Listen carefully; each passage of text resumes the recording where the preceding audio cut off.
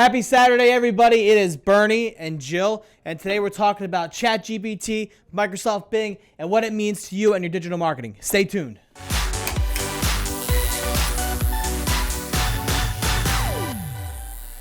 All right, Jill, we are here today to talk about the all-powerful ChatGPT, AI, all this different stuff that's going on with it. People are using it to decode slang words. People are using it to write content. People are using it for literally everything.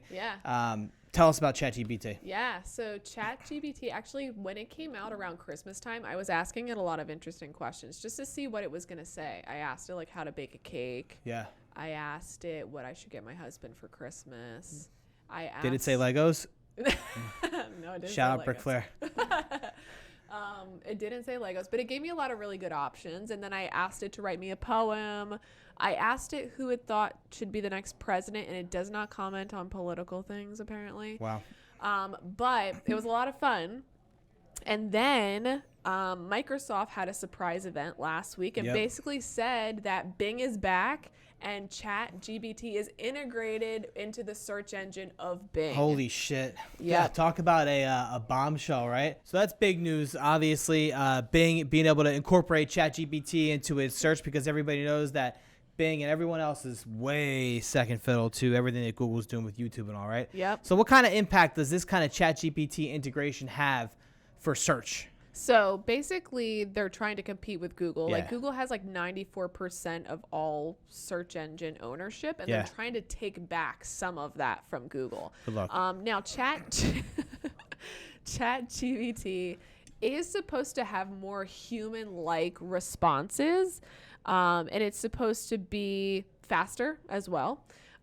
Instead of everything on Google, where as soon as you go to Google, like, what do you see? Like 90% of the page, it's ads, right? Yep. So they're trying to eliminate ads and just have more of a human-like response and a conversational response versus just being ads and Google kind of dictating to you what they think you should go to. So we should really be thinking. So this is really like thinking about search differently, especially as a searcher, right? Yeah. To have a more conversational approach, because usually you're just like, you type it in, this is what I want, is it here? Yes, great.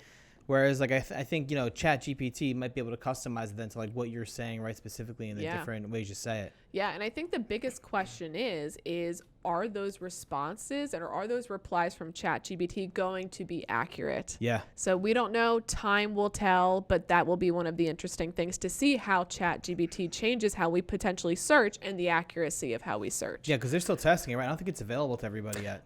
It's not available to everyone. They are still testing it, but it is available to some people. Now, Google has a big response where they are coming out with their own AI ChatGPT called Bard.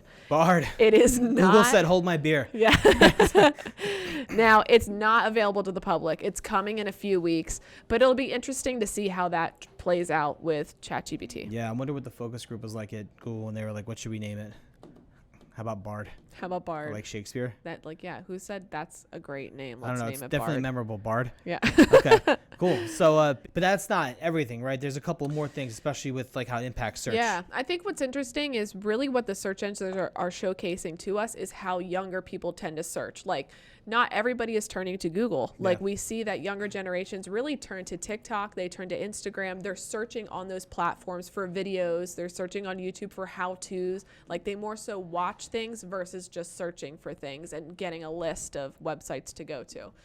So at least both companies know that evolution is necessary. So it's important for us to consistently be thinking about that as well in terms of the markets changing in terms of who we're going after. Yeah, especially in terms of like who, like what, like you just said with your markets, like if we have to change like how things are kind of optimized, right, for search, usually it's like if it's good for Google, it's good for Bing, right? But now you might have to think a little bit differently about how you're approaching your Bing optimization and how you're kind of putting things together on Google in terms of like being visible in search. But that's a little bit down the road, but still something to keep in your mind. And it'll be interesting to see how things play out. But one thing that I would recommend for business owners to keep in mind is advertising on Bing or thinking about Bing.